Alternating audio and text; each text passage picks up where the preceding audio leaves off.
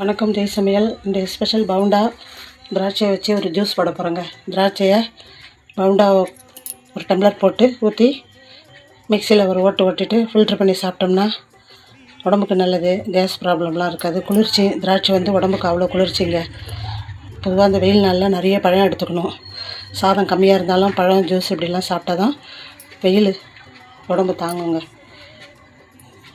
அதனால தான் ஜூஸ் தான் சாப்பிட்றது உடம்புக்கு நல்லது. இந்த வெயிலுக்கும் நல்லதுங்க. மழை நாளில் இருந்தால் இதெல்லாம் போடணும் அவசியமே இல்லைங்க. போட்டுட்டு பார்க்கலாங்க. இந்த கிளாஸால் 2 டம்ளர் பவுண்டா ஊற்றிட்டேங்க. அதில் திராட்சையை போட்டுடணுங்க. சுகர்லாம் எதுவுமே போட தேவையில்ல. பவுண்டா ஜூஸ் திராட்சை பவுண்டா போட்டுட்டேன், அடிச்சிட்டேங்க. திராட்சை போட்டு அடிச்சதெல்லாம் கலர் ஒரு மாதிரி பொடி கலர் மாதிரி இருக்குது. ஃபில்ட்ரு பண்ணிவிட்டு பார்க்கலாங்க. பவுண்டா திராட்சை பழம் ஜூஸ் ரெடிங்க. இது எனக்கு திராட்சை சும்மா சாப்பிட்றத விட அதில் பவுண்டா